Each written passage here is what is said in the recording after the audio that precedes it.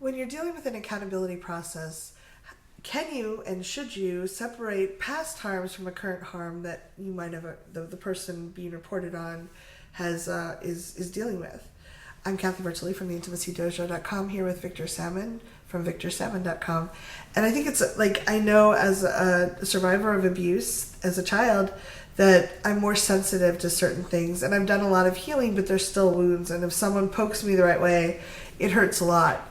And one of the things I've noticed in like especially in Facebook, I've been watching a lot of the accountability process that happen, is that people are there. It's hard to separate this harm happened here, this moment, versus all these other harms that happened in the past. And people are processing and healing their like past rape while they're dealing with a consent violation with another person. And one, like, if I harm you, am I responsible for all of that? And also, I think it's when I'm reading that as a community member, I'm like, it can be confusing after a while. Who did what? I think there's a lot of like, what did this person actually do? And if people that come in partway through a thread, they're like, oh, did this person actually rape someone? And I want to give people space to heal. Like it feels like a very complex issue. I'm wondering what your thoughts are on it. Well, you hit the nail on the head. It is a very complex issue. I think there is a difference between the harmful behaviors that we're looking at changing in a person who's been reported and the amount of suffering and trauma that a person reporting is experiencing. And it's okay if they're different things. Or it's okay if the behavior doesn't seem like it would provoke the degree of trauma it does. It doesn't change that much trauma was provoked. Right. It doesn't change that if you, in the example you used in the last video of stepping on someone's foot, if that foot has been broken, to use your analogy, stepping on a toe can have much more severe consequences than a person who has a healthy foot. And those are still consequences that we're responsible for. It's still harm that was hopefully inadvertently caused. Yeah, it's like if we just like black and white, it's like all I did was step on their toe. Like I stepped back, I didn't see they were there, I stepped on their toe. One person, it might be, oh, please be more careful, no harm done. And another person, it might be, oh my God, I jerked my foot and I've re-broken a bone. Like, or I've fallen over and hit my head and now I have a concussion. It's like, but my action was the same. Like, I didn't mean for this to happen, and that's part of being human. But where does my responsibility, like, where? That's such a great prompt, because it ties in, just give me a second to think of it. It ties in perfectly with best practices of consent, which is something that I teach in my Consent 101. The notion being, just because nothing went wrong doesn't mean the behaviors we were taking maybe weren't super advisable. Can you give an example just for people watching? I think it's great. Sure. I often liken it to firing a gun at Swiss cheese. Sometimes you don't hit anything, but you weren't possibly causing really severe harm. And a more real life example would be two people get horrifically intoxicated. They've never met before. They have sex. They wake up. They maybe slightly regret it, but don't feel any real harm was done and go their separate ways because of the culture they were raised in, because of the standards and expectations that were set for them in college, et cetera, et cetera. Maybe they do these behaviors that could be potentially life-changing for someone in a very negative way. And it's totally fine. That doesn't mean that behavior isn't likely to promote or cause harm. Yeah. How do we balance that with, like, so we want to be very, very careful all the time. And be conscious that everyone could have broken feet when we're in Starbucks, or have old wounds that we can be poked at. How do we balance that with Heather Elizabeth talks about brave spaces where we're willing to kind of reach past what we're always comfortable with and out of the safe space where we're trying to keep a little bit small into this brave space where we're able to explore and grow as humans. How do we balance that? The safe space versus the brave space. Yeah. I think you have me stumped.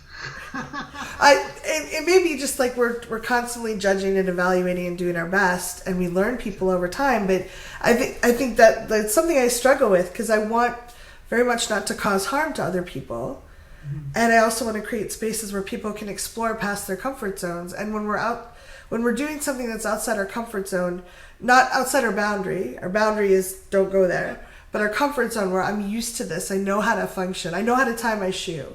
I learned that when I was 5.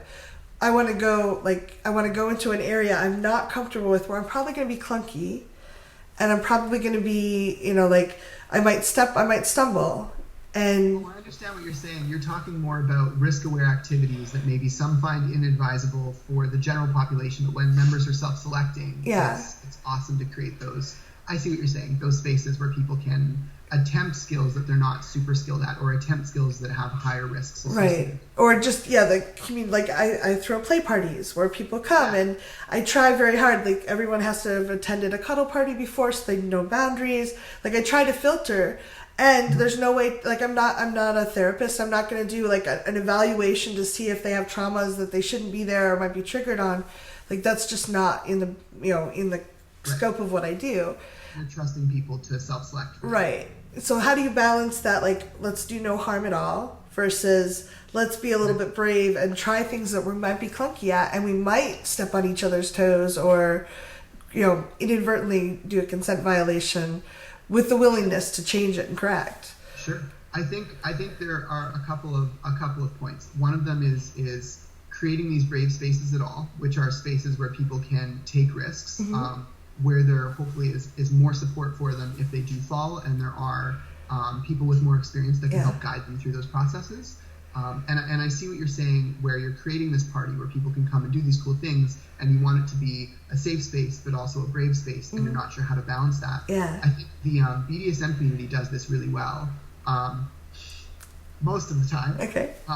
With the concept of being risk aware, if you can give people the information and the tools to be equipped to deal with falling off of that, maybe they're I don't know, painting from a ladder instead of just painting. So there are new consequences that they need to be aware of, and risks that they may be unfamiliar with. The more informed you can make that consent, and the more you can empower people with understanding the types of things that can coerce consent. Things like whether it's substances or invisible power dynamics, social oppression, just the society that they're in, and all those various things. The more you can give people of that, the less risky it will end up being. And I think the balance is not sacrificing the activity you're going to do, but making that activity as safe as humanly possible while still accomplishing the kernel or essence of why you were doing that activity. I love that. That's great. And I do, we just shot a bunch of videos on how to be in the play space, and not violate consent, and what do you do if you're new into the space, what's acceptable. So I love that meets the being more risk aware. And we are going to step on others' toes. If there's ways to make amends or to speak up, I think that we're not going to not be able to, if we're outside our comfort zone, we're going to trip and stumble and step on people's feet sometimes. If people are aware that there are new people in the area, and then we give them skills to say, hey, that hurt, please don't do that again. That's great, because I don't want to be small. I want our community to be powerful, and when it's appropriate, grow and try new things. Yeah, and hopefully accountability processes are a small part of making it more risk aware, and also of more importantly helping mitigate problems when they come up, or injuries when they come up. Yeah, no, that's great. I'd love to come back and just do a video on talk about a little bit about the indigenous cultures and where some of these great ideas came from, if that's okay. I honestly am not anywhere near as educated as I wish I were in that area, but absolutely, I will have that conversation with you as two settler-descended people. Okay, great. If you like Victor's work and want to support him doing more of this, please go to patreon.com/Victor Salmon, and his work is available whether you can afford that or not. So thank you for your generosity, Victor. No problem. Please leave comments and questions below.